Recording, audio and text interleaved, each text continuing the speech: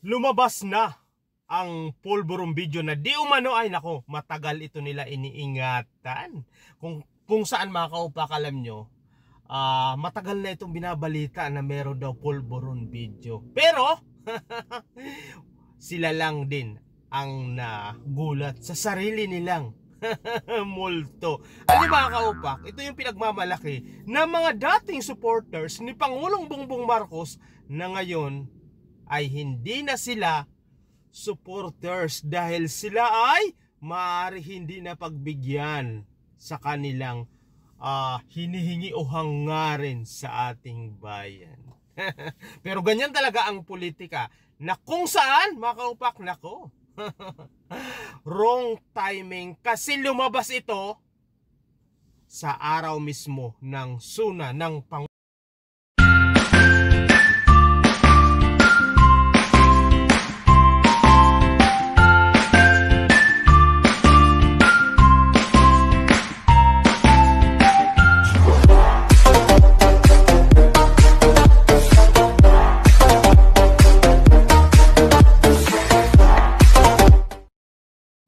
Yes mga kaupak, kasi lumabas ito suna ng ating Pangulo na si Bongbong Marcos.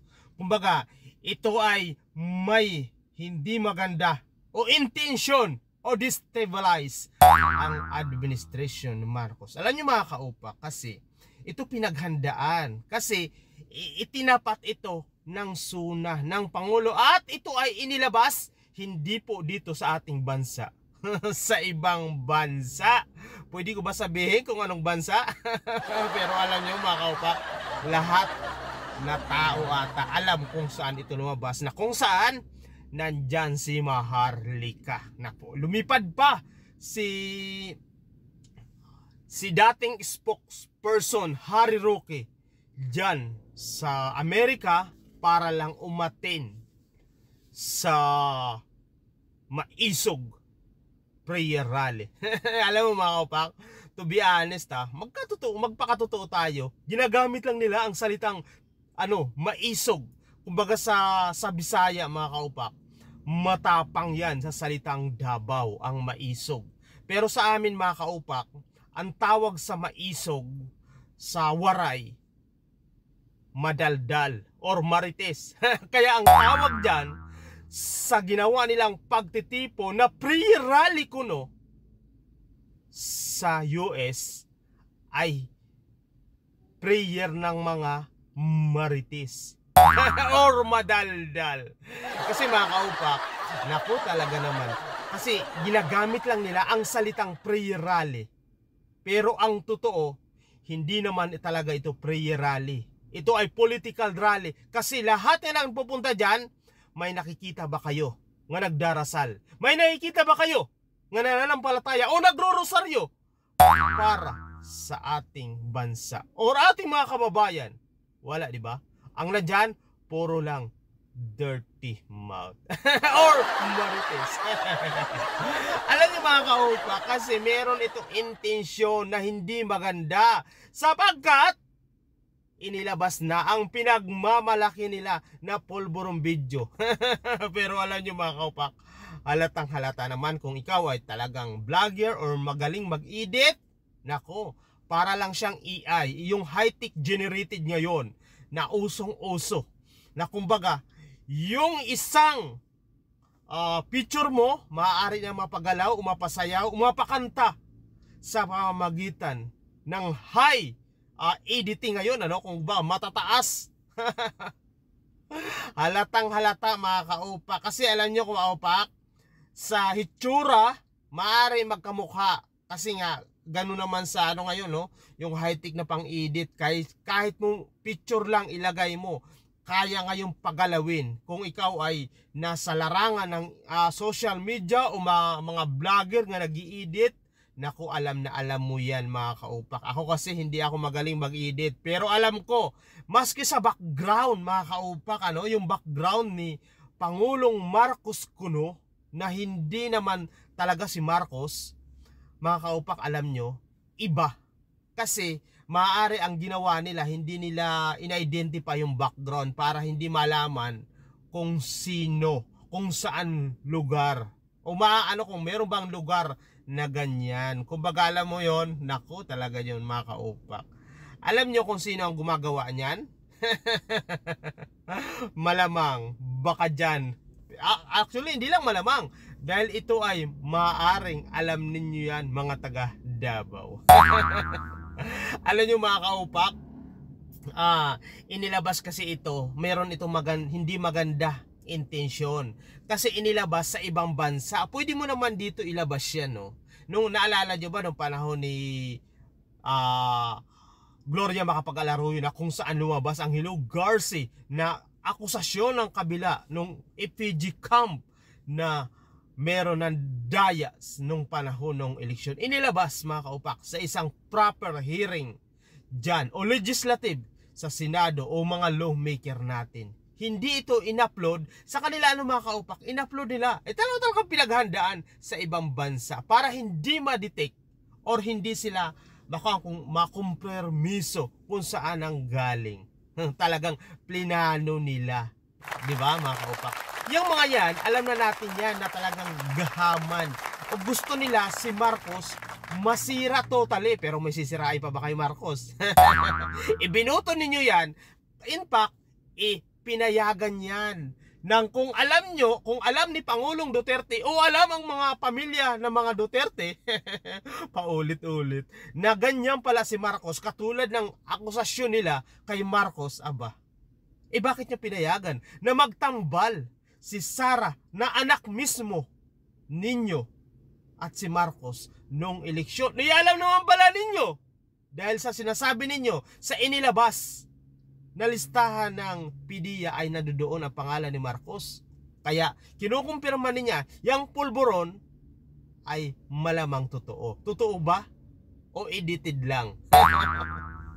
O gawa-gawa lang? O fabricated para lang makondisyon o mind condition ang taong bayan? O masira ang tiwala na ibinigay ng taong bayan na kayo din ay nag-support kung kaya si Marcos ay nanalo bilang Pangulo ng Pilipinas. O di ba? Alam niyo mga kaupak, kasalanan din ito ng mga DDS dahil yan ang kanilang ibinuto o ipinagmalaki. In fact, nagkalat pa sila na mga fake news labang kay Leni Robredo. Matiyak lang ang panalo ng tambalang unity team ng Sara Duterte at Bongbong Marcos. Pero anong nangyari? Yun iwasak na.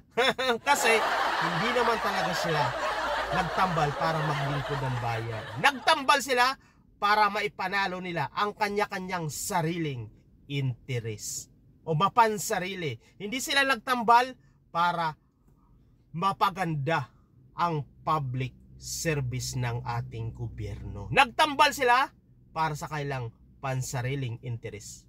At naipanalo nga nila ito. 'Di ba? Sinabi yan mismo na ni Vice President.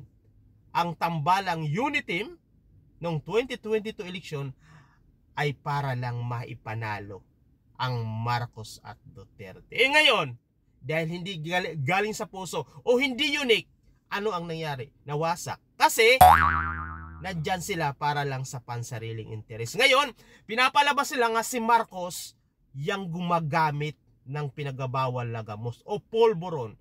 Pero, hindi ka panipaniwala mga kaupak. Kasi doon sa ginawang pagkukumpara ng ating mga expert, magkaiba daw ang hugis, especially ang tainga. Kumbaga pinag-confirm nila ng ating mga government agency nga mga eksperto sa mga ganyan larangan na mga picture. So, sinasabi naman ni Pangulong Duterte, wala daw kinalaman ang maisog rally dyan sa LA, sa US. Pinangalanan ko na talaga na kung saan inatilan ito ni Harry Roque. Pumunta pa doon si Harry Roque at nag-meet pa sila ni Maharlika, ang Reyna ng fake news.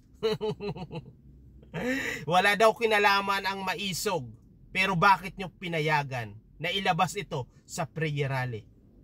Wag kami bulok ang sistema ninyo. Hindi nyo pala alam o wala kayo kinalaman. Bakit hinayaan nyo ilabas ito o iire? In fact, ay shinare pa ito ni Harry Roque na akala mo kung gumalaw, akala mo hindi attorney. Pero mahirap din, sobrang matalino. Sa mga kaupak, fake o kaya hindi pumatok ang mga paninira ng mga Duterte sa mga Marcos. Halatang halata naman ang ginagawa ninyo dahil gahaman kayo sa kapangyarihan. Ang nananawagan kayo na mag-resign si Marcos, tapos mga kaupak nananawagan sila na magbitiw si Pangulong Marcos. Anong gusto nyo? Si Sara ang umupo. Di ba obvious ba? Para pagtakpan ang mga baluktot na paniniwala ng mga makadidiis o makaduterte. Kasi alam nyo mga kaupak, kung tutuusin, si Pangulong Duterte din ang dapat sisihin kung ano man ang nangyayari ngayon. Kasi siya ang nakaupo nung mga time na yon na kung saan sinasabi niya na si Pangulong Bongbong Marcos ay nakita niya ang pangalan sa listahan ng PDEA na gumagamit ng bawal na gamot.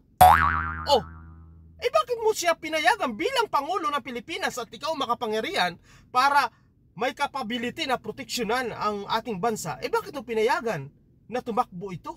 Dapat doon pa lang siniwalat mo na, at ito ay sinuportahan pa ninyo. Pati ang anak mo ay naging vice president. Tapos ngayon, nanalo ang tambalang Marcos at Duterte na kung saan ang anak mo ang vice president. Ngayon mananawagan kayo na buwaba si Marcos dahil ang anak mo vice president na. Para automatic sa batas, ang anak mo ang magiging presidente kung sakasakaling mawala ang trust ng mga tao kay Marcos o ma-pressure si Marcos para buwaba sa ginagawa ninyo ngayon. Dapat noon pa lang sinabi mo na yan. Ngayon, ano na ang nangyari? Porque hindi kayo napagbigyan dahil nawala yung license ng SFNI at si Kibuloy. Ilabas nyo muna si Kibuloy. Puro kayo panawagan maba si Marcos, pero kayo mismo parang alam na ninyo kung nasaan si Kibuloy, di ba? Ilabas na para tayo mismo ang dapat sumusunod.